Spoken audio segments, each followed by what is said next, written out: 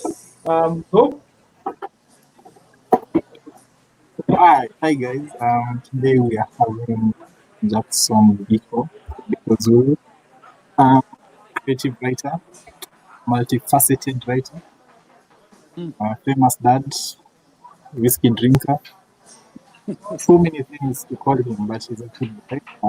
He's refused to put his face, so you'll have to manage with me. I look half like him, but better with more advanced features. So Biko, welcome. Thank you very much, Ashia. Yes.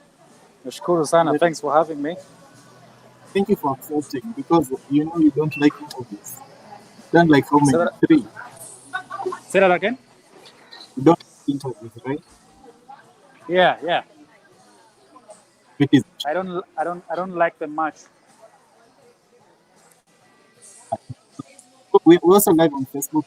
Remember, you can send in your questions on Facebook or on YouTube, and they will be asked live here. Our moderator is Yegon Emmanuel, he of mobilejournalism.com. So today we just want to have a candid chat with Biko on his writing journey.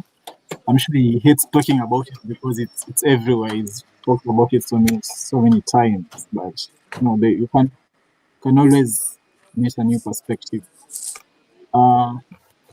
Maybe the first question that someone sent me to ask you, Biko. Yeah. How to think like a writer. I think that's the biggest question that most of us young people struggle with, because while some may see it as just coming up with words, there's a process behind it. So how do you define thinking like a writer? Well, first you have to believe you're a writer before even you start thinking like a writer. Yeah. You have to believe that you're one, and but everything is just in the mind. I always believe. If you believe you're weak, you're going to be weak. If you believe you're strong, you're going to be strong.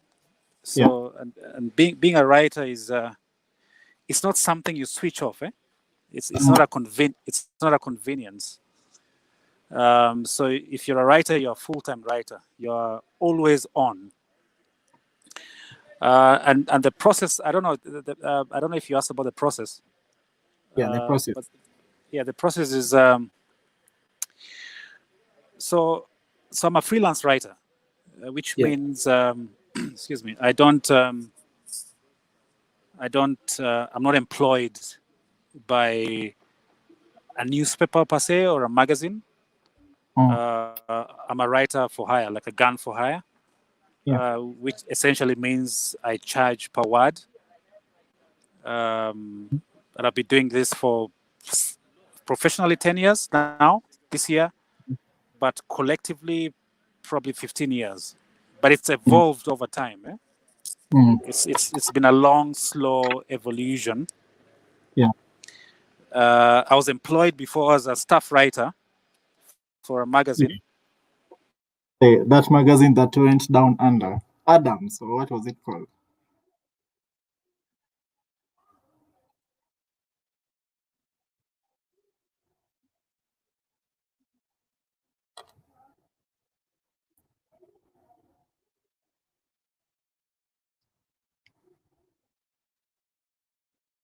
Hello.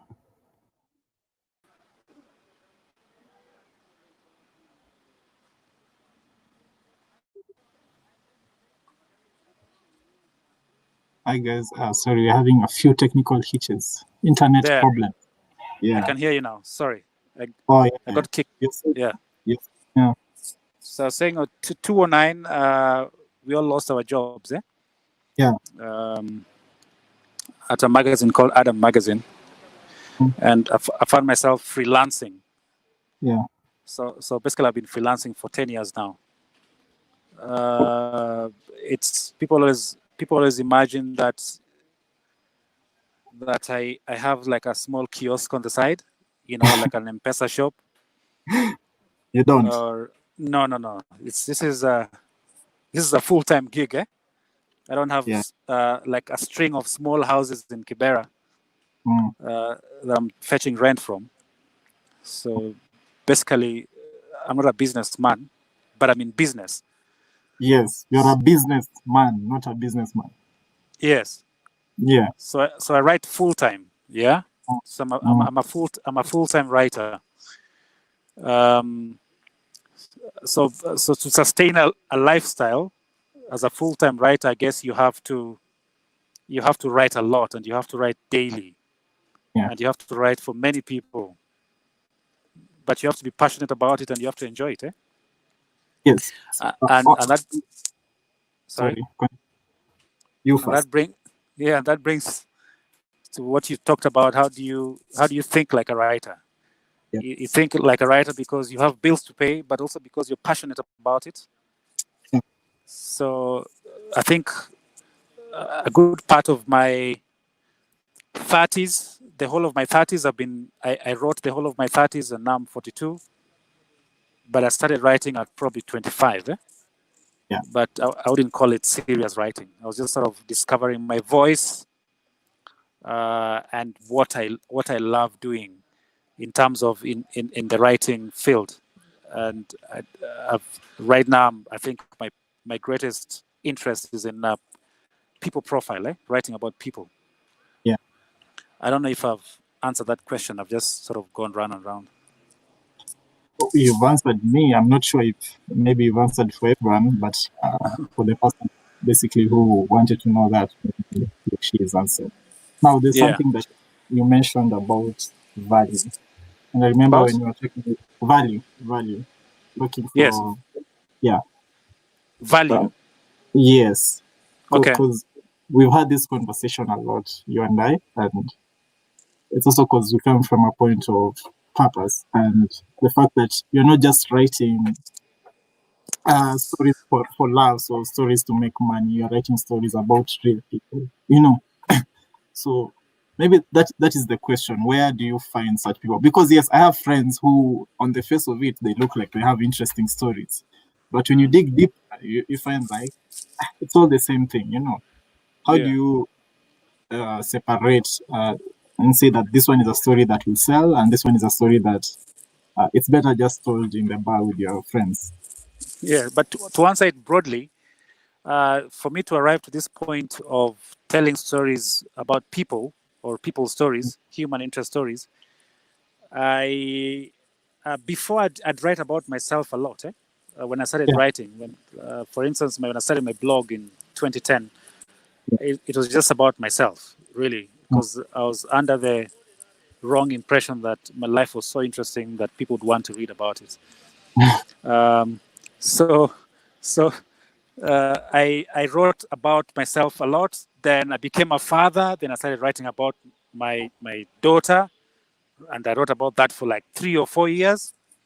But then what I didn't know was that I was sort of evolving slowly as a writer, and I was being drawn towards writing about people as opposed to, say, travel writing or restaurant review, or writing about food or music or whatever, which is all in the realm of lifestyle. So arriving at this point of writing about people is not something I anticipated. I didn't plan for it. I was sort of Yeah. just drawn towards it over time. And how do I know that a story is good? If it appeals to me. Okay, I like stories that have a kick. If I listen to somebody's story and say like, wow, that's fascinating. Okay, Yeah. that's the first step in telling that story. I have to be intrigued by it myself. Yeah. So I always say that your first audience, okay, is nobody else but yourself. So Yeah. if you like the story, okay, chances that you'll tell it better, as opposed Yeah. to if I'm telling a story because Eddie liked it. So Yes. I have to be sold first before I can sell you to the story, so to speak. So basically, and even the stories that you mentioned, that's the stories that you just tell in bars. I think all the stories that I've told are stories that I can recount in bars. Yeah. Yeah. I mean, if I can't tell it in a bar, then I'd rather not tell it anywhere else. Yeah. Okay. Still on the same line of stories. How? Well, it's interesting that you say that you can say it in a bar, but what about, there are some stories. Okay, say for instance, you're writing about your mom, because I'm guessing that most of the people who are here, because we invited mostly young people who are starting out their journey in writing, they don't have that wealth of experience like you have. Say you started writing at around 25, now you're 42, that's 17 years, So when you try and condense it for someone who is youngish, 26, 27, 28, they're lacking that creative voice. Yes. How do you grow that creative voice? I know you say that you write a lot, continue writing, but Yeah. I want to go deeper. So deep, you'll not find deep here. But generally, it's not a science, eh? This is art. It's not a science. My journey is probably quite different from somebody else's journey. So I can't give you sort of a cookie cutter way of going about it. I can only speak from my point of experience. But my experience was, first I had to love what I'm doing. Okay, I used to work in a lab, a medical lab. And after that I started writing. So, and when I was getting into writing, it was not a thing. Right now you guys have young people like you. You're living in a very interesting time where you can be anything you want to be. You can say I'm making drums or pots, and you can make it a thing. Back in the day, not to sound so old, back in the day, writing was not a profession. It was my my old man used to say, it's like, it's something you can do on the side. It should not be your mainstay. It's something you can have a serious job, so to speak. You have a serious job, an 8 to 5. But if you really want to write, do it on the side, because who earns a living from writing? So I wrote a lot. One, because I wanted to prove something to myself, to my dad, okay, to the people who thought, why is Biko getting into writing? There's nothing in writing. There's no future in writing, okay? And the only people we have, I think the only person I had to look up to was Oyunga Pala. Yeah. Not to mention Kina Ngugi wa Thiong'os, but Ngugi was a bit from the old school. Yeah. But Oyunga was now the like a modern young writer. Okay, so to write seriously, it's basically first. I always say the first thing is just passion. Like, you have to be. It's not. I didn't have a plan B. Remember, I'd left the lab, so there was no chance of me going back. This had to work, right? So I had to write and make a living out of it, and most of it has always been luck. Also, I'm a very lucky chap. Yeah. But I'm also very consistent. Yeah. Not only do I love it, like I absolutely love it. Like there was no plan B or plan C. It was either writing or writing, because I really loved it, and because I'd come from a different sort of field or profession. So I was writing I was writing a lot. Okay. Even when I was not getting paid. My blog, I wrote it for, I think, 3 years, every Monday for 3 years, without earning a single cent. Yes. I wasn't looking to get paid, but it's because I just loved doing it. And that time, really, I was already a father. Okay, so you can't say like, oh, you're just a young bachelor guy running around town. You could afford to just write for free. No, I had a kid. Yeah, so I had responsibilities. Sorry. No offense taken on that bachelor snide that you released. Thank God. So it's I think it's just passion. If you do it, I think the universe sort of leads you to a place. If you'd have told me when I was starting out in, say, 2008, okay, that I'd be writing for NGOs or I'd be creating content online, I'd be like, hell no, and earning a living from it. And of course, there's during this journey, there are times that, I thought maybe I should just go back to employment. When rent is hard to come by. Okay, but somehow it just works out. But Eventually, it what just works out. but what kept you going during those times? Because I'm sure, like you said, there are times that there's nothing coming in. You have a young family you're raising. You're providing for them, and you're not getting jobs coming in. How were you coping at that time? Passion. So what kept me going was passion, eh? Yeah. And then pride and ego, eh? Like I just I wasn't ready to say like I failed in writing. So Yes. ego played a part, but also the passion was the biggest thing, eh? Yeah. There's nothing else I thought I'd do. There's nothing else I still think I can do, apart from probably writing movies and stuff. Yes. So I had no plan B. Like I was very committed to it. So how did I survive during that time? I'm also very good. I'm an ant. If I make 10 shillings, you'll not find me in a bar blowing it, sending people rounds. So if I make 10 bob, I can tell you I'm going to save 6 bob. Okay, so I have a very good savings personality. Yes. I save, like I guess also because I was a freelance writer. We don't have a monthly paycheck. So I learned to just keep away money. You keep away. Because rainy days are always coming. So during the months that things were tight, I wasn't starving. Okay, I had a safety net. Okay. Yes. And maybe that also helped. That I was never thrown out of a house because of lack of rent, or I never slept hungry, or my child was never kicked out of school. Yes. But this sounds very corny, but I'm a bulldog, man. I bite something and I stay on it. So I was working hard, and I'm very consistent. Like if I say I've woken up every Sunday, and I drink every Saturday. But every Sunday for the past 10 years, I've woken up every morning to write at 6:37 every Sunday, except when I travel. Okay. Yes. So most people just want to do it because it's convenient. They say, it's a blog. I'm not earning like any money on it. Let me just keep this 2 months. Let me skip this week. You understand? Yeah. They say I'm not inspired. I don't feel inspired. Inspiration is not like some bolt of lightning that's gonna come up and strike you.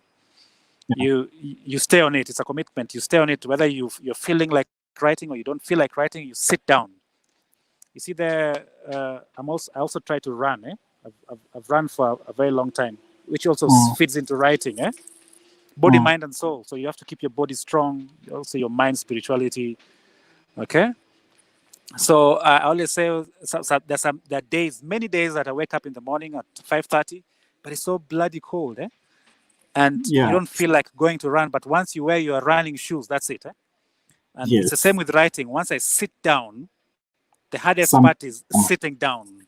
Something will come up, even if it's bad copy. And there's so many days that I write bad copy. Many, many days. Yeah. There are days we've read lazy writing, but we are not saying anything. Now, before we go to the questions, there's something that you said about writing, and take for instance, now you are a syndicated writer. You write for so many publications. You used to do what was it called? The one that you Man Talk. Yeah. You have your blog. You have Msafiri, Yami Mami, and most recently that thing you're doing with that website that you also do, and of course other jobs. Now all these different, targeted to different audiences. You talked about your writing voice, and yet when we read this, you can tell there's a hint of Biko, but it's targeting different audiences. How are you able to separate yourself to cater for the audience other than passion? The simplest answer is I don't know. But I guess you're not going to take that answer. But the long answer is that it's remember I talked about audiences at the beginning. I said the first audience should be yourself. And when you write a lot, you develop a writing voice. Like you want to write like there's a sort of tone you want to exude. Like my writing voice is supposed to be casual, maybe sarcastic sometimes, humorous maybe other times. Okay, so I like a sort of chatty sort of voice. That Interesting. that that is the voice that perhaps when somebody wants to commission me to write something, that's the voice they're going for. Okay, so your voice comes first, before your audience.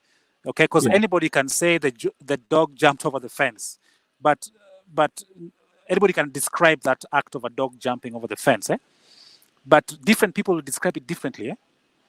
So why should I pick you, Eddie, to describe a dog jumping over a fence and not pick somebody else? Okay.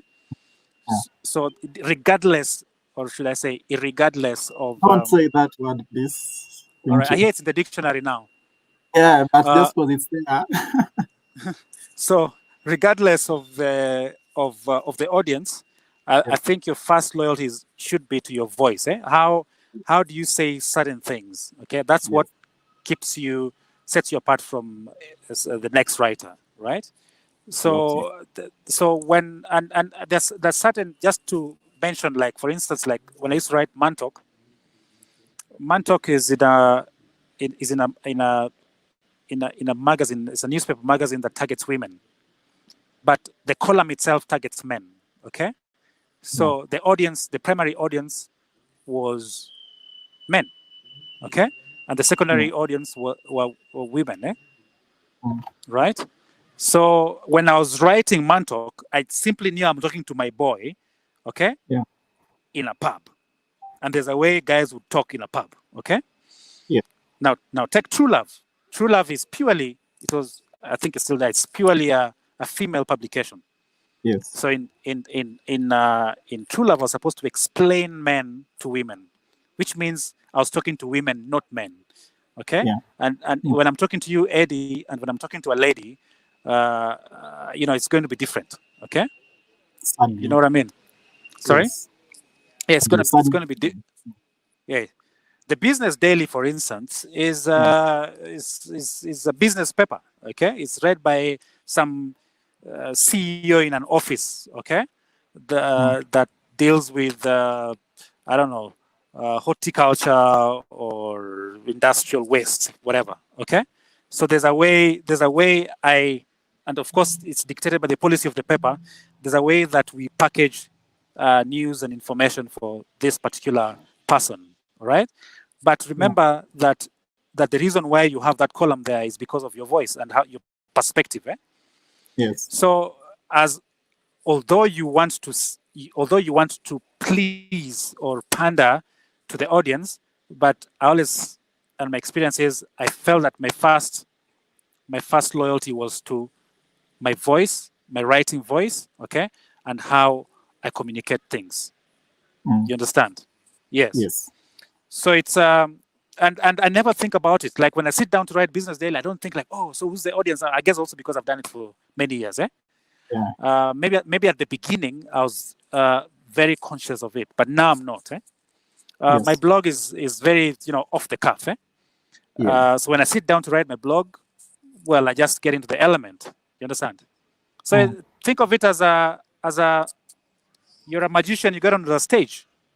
Today you're performing for children. Tomorrow you're performing for adults. The next day you're performing for high school kids.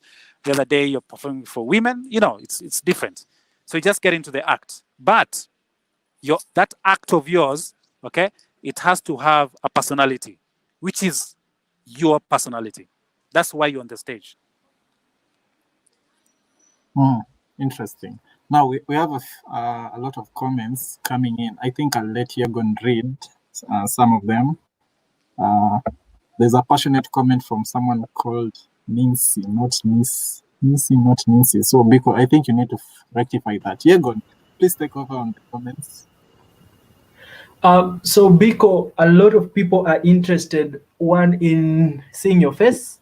So we have Chebet Birir saying, I knew Chocolate Man wouldn't show his face. I am following 18 and after from YouTube is saying Mnipe shout out. I follow Biko and I follow Zero Chills. Chelmario Chess is saying, my colleague and I were here for the face. Alas, chocolate man for once. Nisi says, checking in to say hi to Biko. Cheers. Not Nincy. Nincy, it's just Nisi. Vita is saying, tuned in. A big shout out to Biko. A serious question to Chocolate Man. Why does he hide his face? So, probably before you even go forward to the other comments and questions, Biko, probably you should, I think, address that for the many Yeah, people. even Egon, before he addresses that, I think I begged him. I tried, even offered him my inheritance to show his face. So, guys, I tried, by the way. I'm sorry. So why do I hide my face? Well, it's only a face a mother can love, and my mother is dead, so nobody can love it.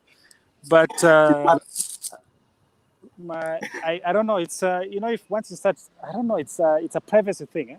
Like I want to navigate life without feeling self-conscious.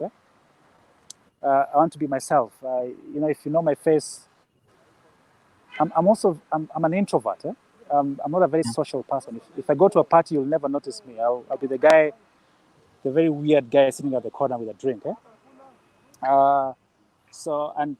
Conversations tire me. Like, I don't want to be in a bar having my drink and somebody shows up and now I have to talk about an article I wrote in 2010. So yeah, I think it's purely a privacy thing.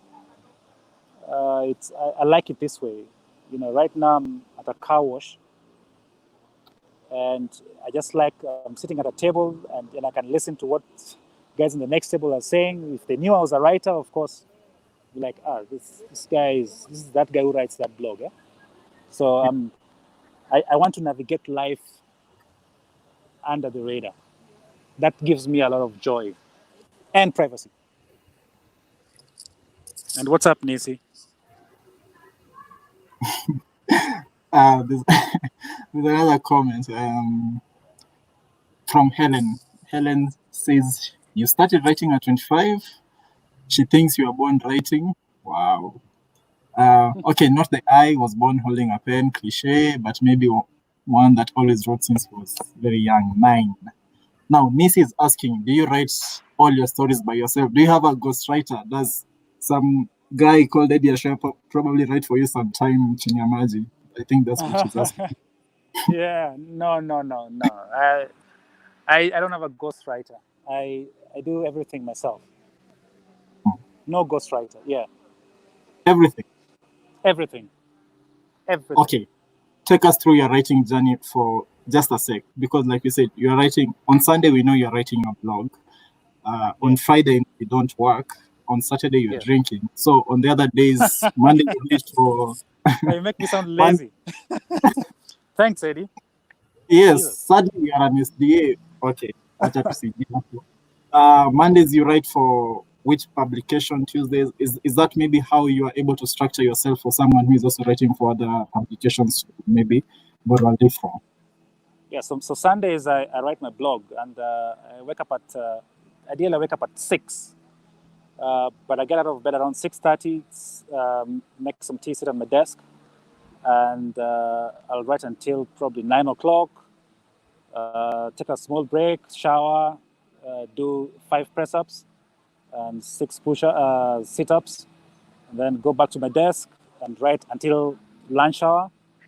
Have lunch, then sit back, go back to the desk and write about until around 3 o'clock, and then I'm done for Sunday. So most Sundays I work until 3 or 4. So Monday early in the morning, so the process of writing is like you write the first draft, then you rewrite it, you go through maybe 3 or 4 drafts before it's reader ready. So Monday morning I'm purely cleaning up the Tuesday blog. So I'm rereading it, rewriting it, moving things around. I do that until around 2 o'clock. All right. Tuesday I do my business daily articles, right? Pre-corona, I'd I'd have my business daily interviews on Monday in the afternoon. I don't write in the afternoon that much. My best productive hours are from 5:36 to 2 o'clock. So Mondays early in the morning I go running for an hour, then I come back and I start writing. Tuesdays I'll probably do my business daily. I write the business daily interviews for the whole morning, okay, and then the bar reviews, okay. I write a lot for NGOs. So my Wednesdays and Thursdays, I'm doing NGO work, or if I have some corporate gigs that I'm writing about, I'll write about them. So there are jobs that I do quite a bit that don't appear on either my blog or the newspapers. They appear on websites of people who commission me to write for them. So that's normally Wednesdays and Thursdays. Rarely do I work on Fridays, but sometimes if I have a lot of work, like today I wrote today because I had some crazy deadlines, so I had to write in the morning. Saturdays is, chill day. Basically, it's my day with the children, hang out, and then at around 4, I get rid of them very quickly, and sit with my whiskey until I'm those guys who leave the bar pretty early. By 10 o'clock, I'm out of the bar. By 11, very latest, midnight, I've blacked out. Then Sundays, I wake up and the madness starts again. So there you go, the day in the life of a writer. So if you are planning to take Biko on a date, now you know which days he's free. So 18 and after, who claims he or she is 23, says that, Biko, you're very expensive. So he tried enrolling for, I think, what are your master classes, but your budget was way beyond his means. Yeah. Who's this? Is Anajita 18 and after. Sorry? 18 and after. I don't know his name or her name. Oh, that's his name. Okay. It's expensive, eh? Well, well, some people say it's expensive. Yeah, I don't know. It's also relative. But the masterclass used to be 30K for 3 days. Yeah. But now we have an online one for 15,000 because it's been subsidized. Safaricom is sponsoring it. Yeah. So it's 15,000 for a week, 2 hours a day, plus practicals. Maybe it's expensive, but yeah, I don't know. It's value for money, I think. And normally, if you absolutely can't afford it, and we feel that you deserve it, we'll always sponsor you. So tell this guy or lady that they should email me Bikozulu at Gmail. I can always see if I can enroll them for the next one next month. Yeah, and they should state the reasons why they think they deserve it, because I'm sure now. It's not a free pass. Yeah. You have to prove it. I can see Eunice and Eileen and Opita are ganging up to demand for your face. So, Biko, I think you'll just show us a snippet as you leave. Just the head part, forehead only. No, that's not gonna. I promised a few people before. Ovita has other questions. Yes. So he's asking, what is the first book that made you cry? And what was an early experience where you learned that writing had power?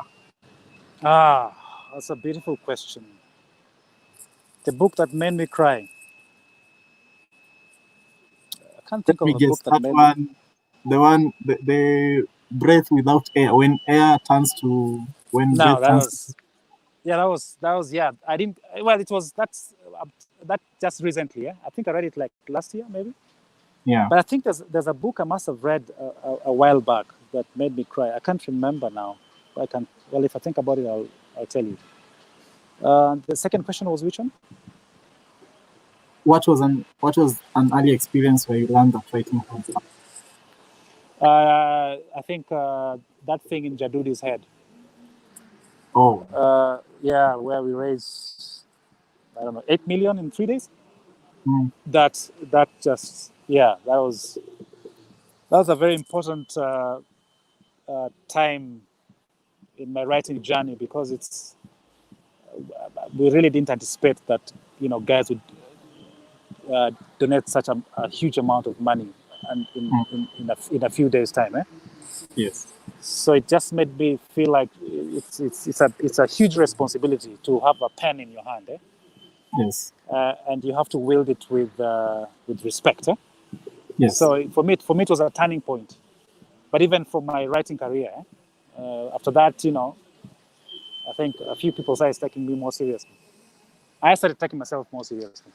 Yeah. Yeah. There was also the other one, visa denied. I think that is when we first saw you trending on Twitter. Yeah, visa denied. That was also a good one. But Jadudi's one was, I don't know, it was, yeah, Oh. I'll always remember it, yes. Okay. Eunice Akinyi says, I'm actually hit by that critical aspect about publishing a piece in my blog after 2 or 3 months, because after all, I'm not earning from it.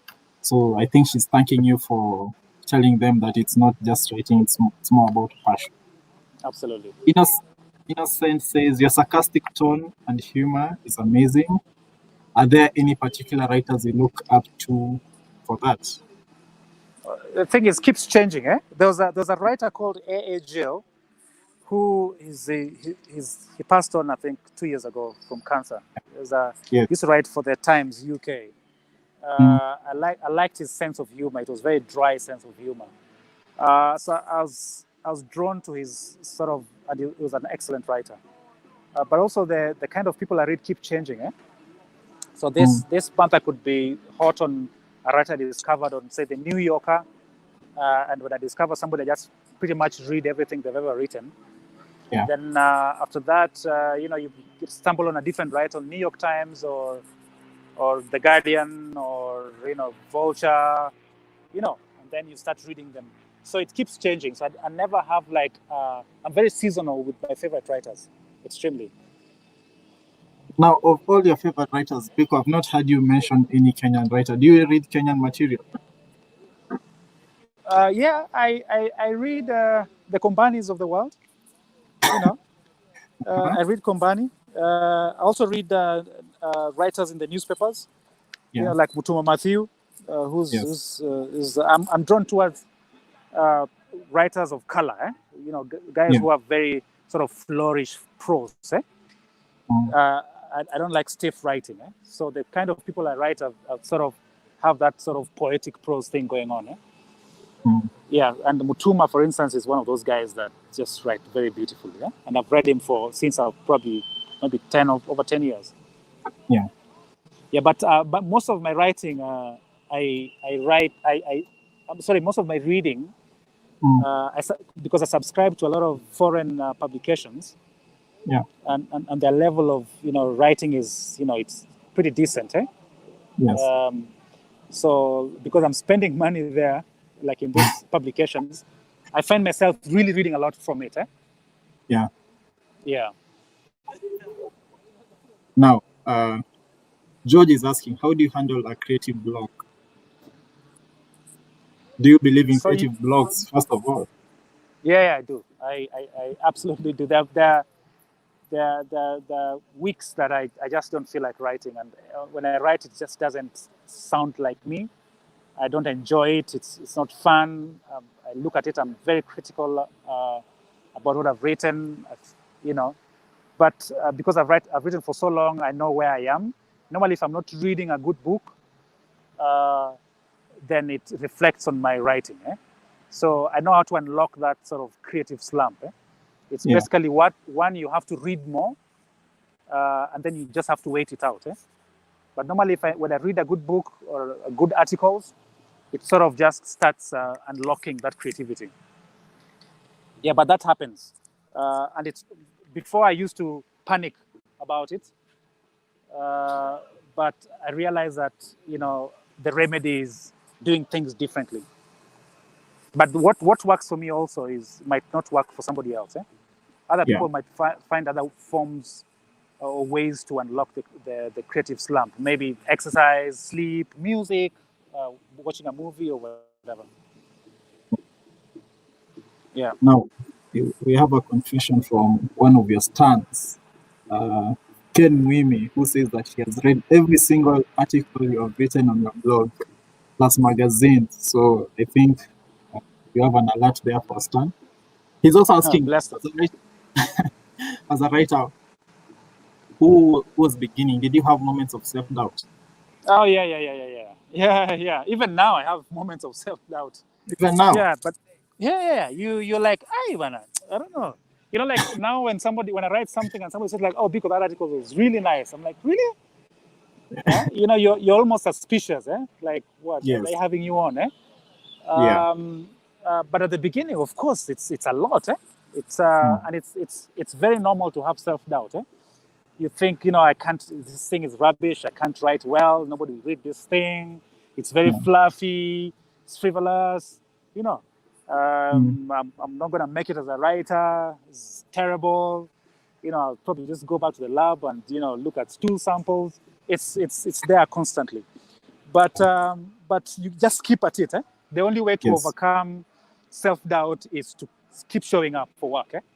You just keep showing up, eh? And of course, you have people who also criticize you, eh? Yes. And that never helps your work when you're starting out. Because when you're starting out, you're very fragile, okay? You're constantly looking for validation for somebody to say, this is good, okay?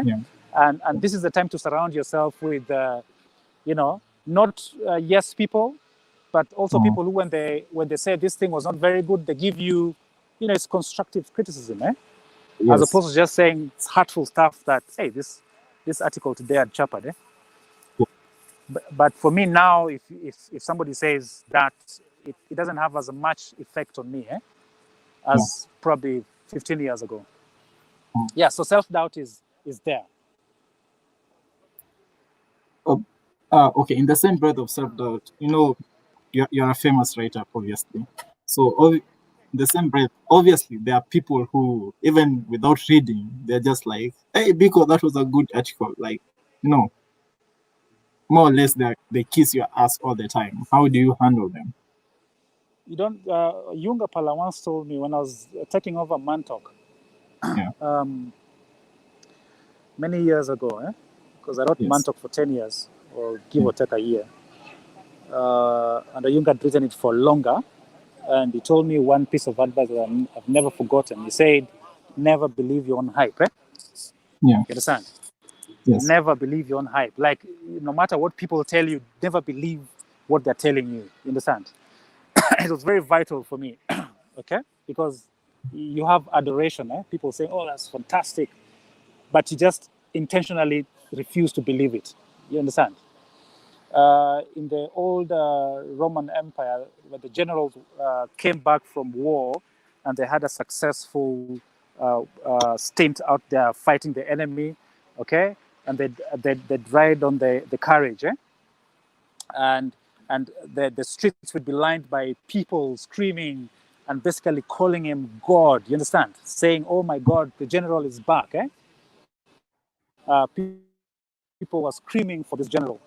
And there used to be a guy, a slave, behind the general. And the slave's job was to occasionally whisper in the general's ear and say, you're not a god, you're just a human being. You understand? You're just a human being, you're not a god. Okay, that was the slave's job, to remind this guy that you're not invincible. Eh? You might be a successful general at war, but you're still a human being. So it's important to not to believe this hype. You get? Once you start believing the hype, okay? Once you start believing the hype, you start going down. Yeah. And people will always blow smoke up your ass. Always. Yeah. Nyarinda is asking about the voice and its uniqueness. She's read a few writers who sound like yourself. And I know when you started, you said that you need to read a lot. You need to borrow a lot from other writers. Now, it says that when you read a piece, you think, this is Biko type of writing. Remember, there's a time you told me that there was a guy who used to lift your articles word for word and post on his social media sites. Now, Nyarinda is asking, what will you tell the writers who strive to be like yourself and end up mimicking? Strive to do what? Who strive to be like you, So they want to become a mini Biko. and they end up stealing your style or mimicking your style? Well, for me, it's for me, I don't mind. I mean, they say imitation is the best form of flattery. Mm. But is that what they say? Imitation is the best form of flattery? I think so. Yes. Something like that. Sincerest. Yeah, but so for me it doesn't. But for the person trying to imitate me, it doesn't work for them because there can only be one me. No matter how good you are at imitating me, you can't be like me. So, but you see, your writing voice is not an original voice. You get? Yes. It's a sum product of things and people that you read. Okay? So, like for instance, my voice is greatly influenced by 3 writers. 1, A. Gill, who I mentioned. Okay? 2, a guy called Tom Junod, Junod, used to write for Esquire. Okay? And 3, a guy called Unot Diaz. Okay? So those 3 guys, I used to read them so much and I wanted to write like them. So I think I morphed their style. Okay? I picked something from Unot, I picked something from A. Gill, and I picked something from Tom Junod. Okay? And then I created my own thing. You see, it's not an original voice. It's a voice that I picked from writers that I really admired. So it's not bad to imitate, but create your own unique style from somebody you're imitating so that you have your own unique voice. You understand? Yeah. Now, as we come to a close, because normally you don't speak for this long without getting paid. That's fine. Yeah, we need to come to a close. We have just a couple more questions. Jerry asks, how did you hack into doing human stories, books or short articles? Sorry, how did I hack? The first question is, how did you hack doing human interview stories? How did I hack? Hack, like the way Twitter has been hacked. How did you succeed into doing human stories?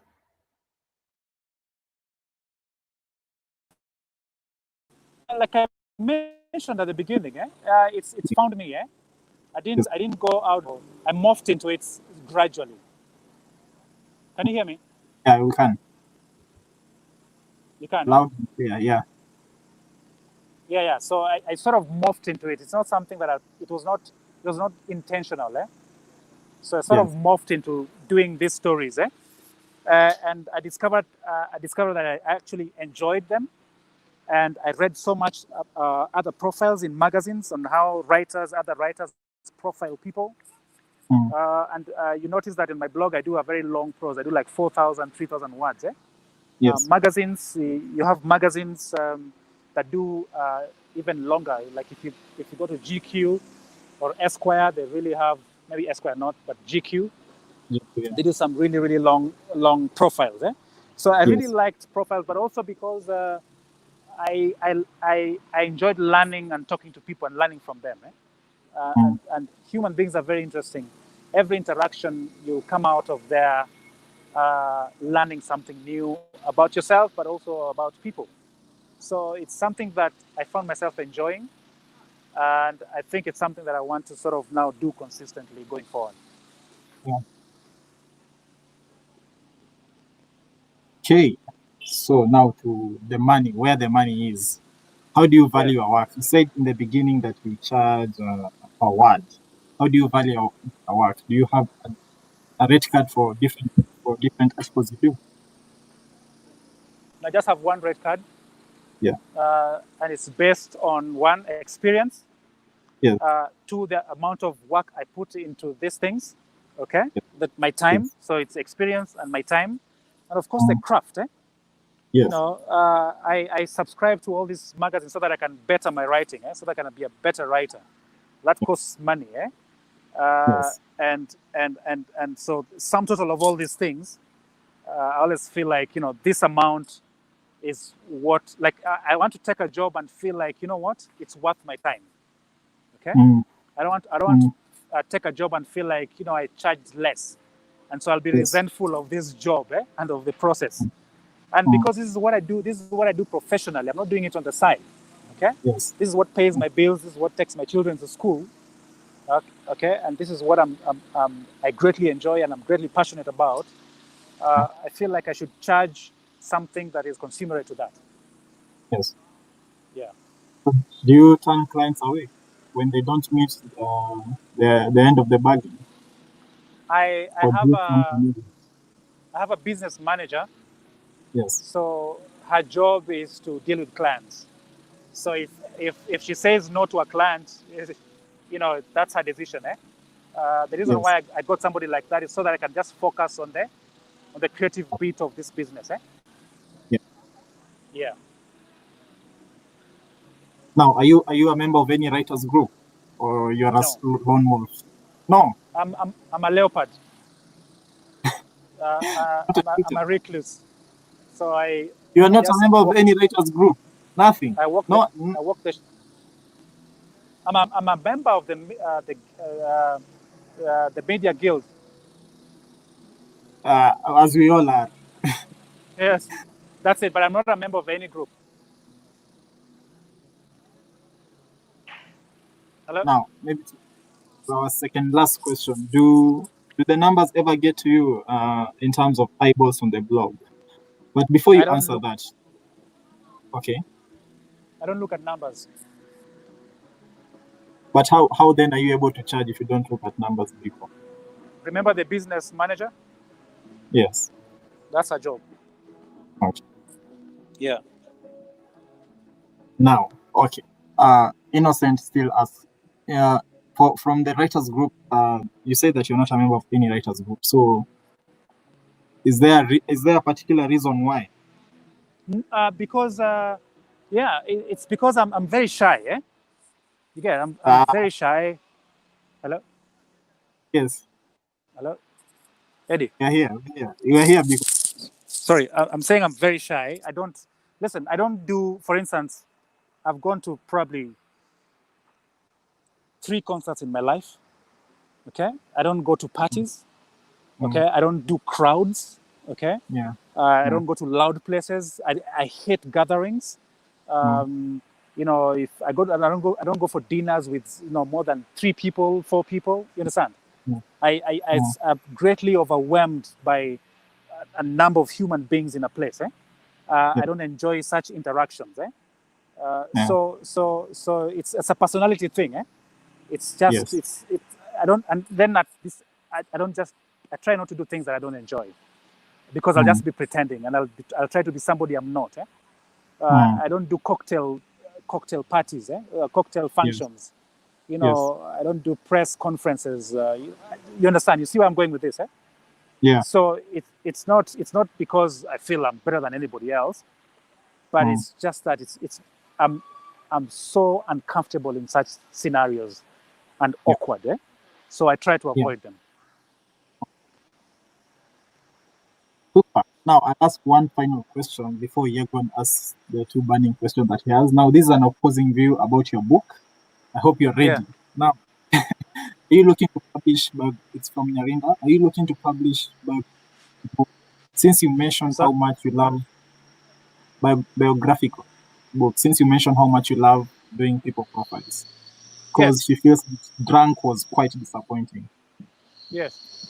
Yes. The question is, are you going to do a biography or something like that? Myself? Of myself? Yes. Of yourself, or maybe of say write about who is alive now, Kenyatta, or the other Biko. Yeah, I'd do it. Yeah, I'd be keen to do such things, such products, especially now at this point in my life. Yes. I'd be keen to get into doing much longer projects, as opposed to doing short projects.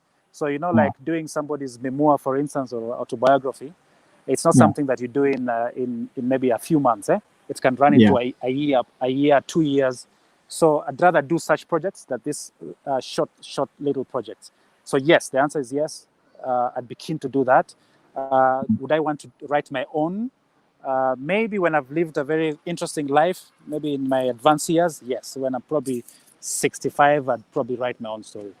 But you're not living an interesting life, people. You're not going to any concerts. You hate crowds.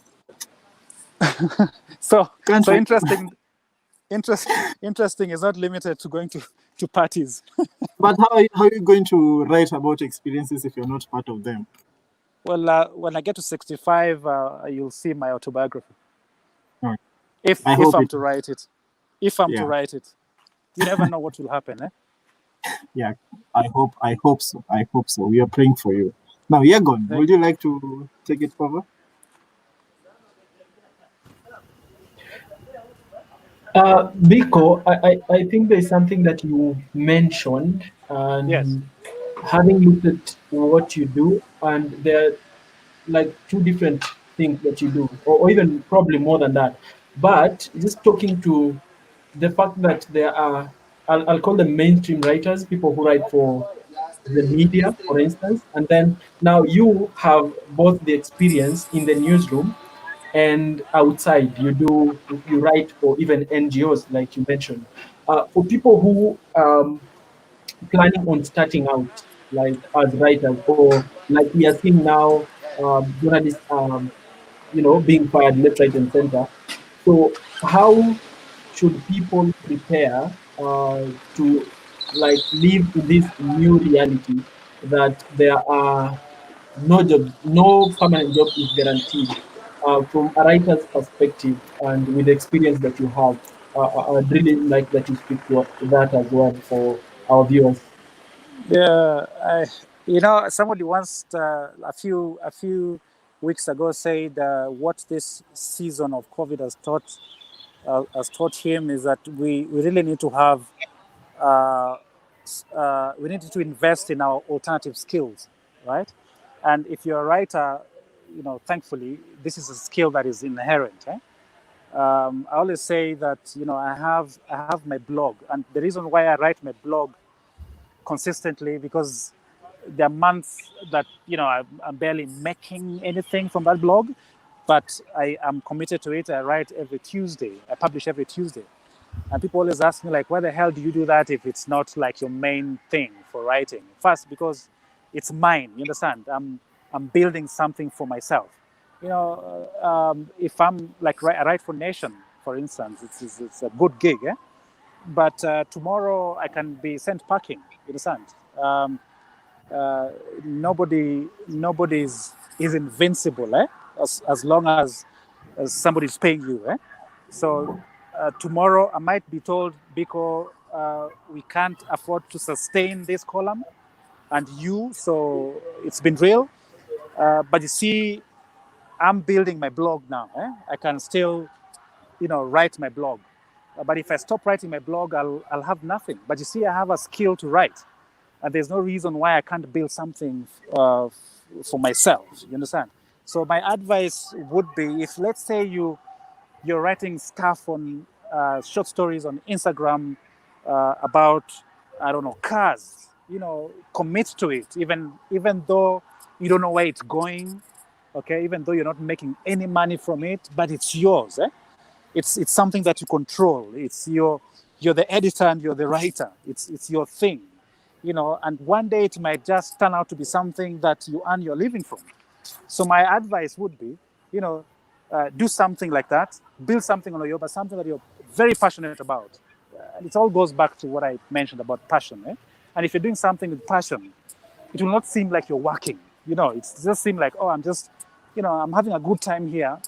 Even the days that it's very laborious, but it's yours. So I always insist, okay, just do something that is inherently yours, even though you're using your skill to earn a living elsewhere, but you have something that you can always fall back on.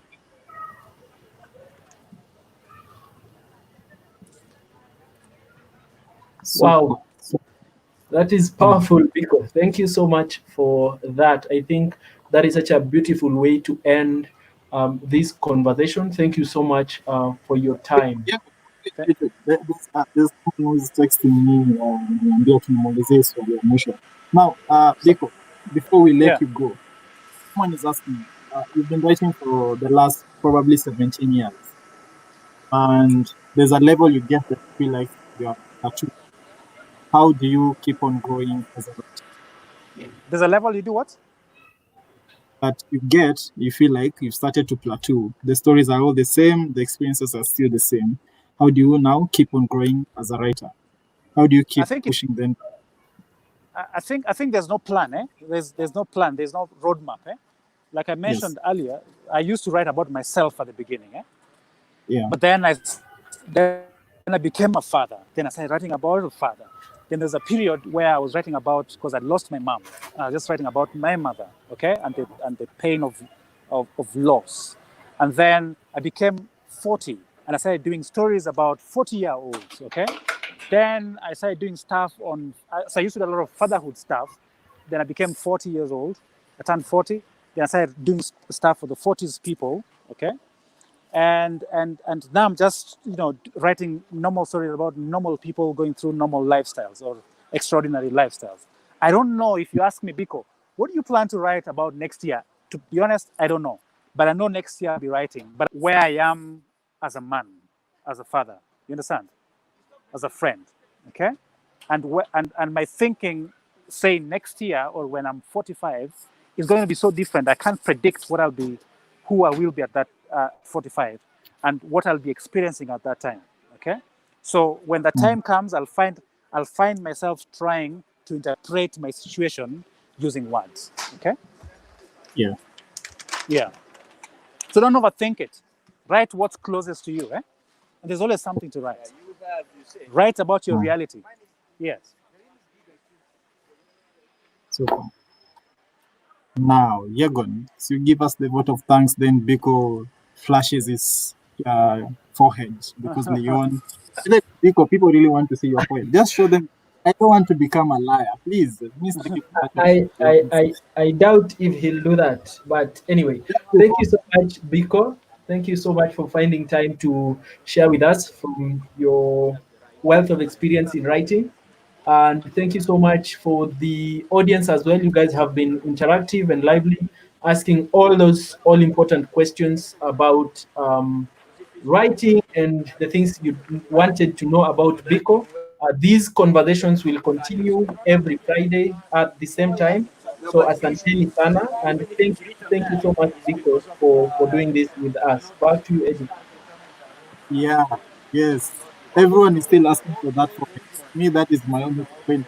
Remember, because I'm masterclass on Monday, from Monday to Friday. So if you've not paid, please, just come away. Now, Biko on 1, 2, Yeah. and then 3, we're going to flash that 94 viewers. I'll pay. Yeah. Nitakuwa na kombe. Are you ready, Biko?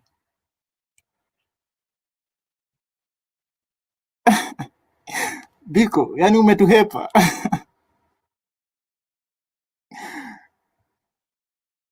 So, guys, as you can see, I've tried my best. Biko has played me short today, so I'll pick it up with him on social media. Tutaandika article, tuseme tutete kama last time. Remember the last interview we did, we were complaining about IBC, and at least they have paid Candid. Now we'll sign a petition, GoFundMe, to see Biko. So thank you so much for coming. See you next Friday, where we're going to have a surprise guest. Who knows? Who knows? We'll send you an emailer, an invitation. Remember, you can still give us your numbers on the form that we sent you guys, so that we can text you ahead of the event. We promise hatutawatumia zile za dear XOXO. No, we are professionals. Thank you so much for coming. Over petition. By the way, akona forehead ka yangu, but we are starting that petition. GoFundMe. We have to see that forehead. Thank you guys for coming. You guys are the best. See you next Friday at 4:30 p.m. Toodles! Alilili by then. Now, remember, be safe. Coronavirus is real. Au revoir.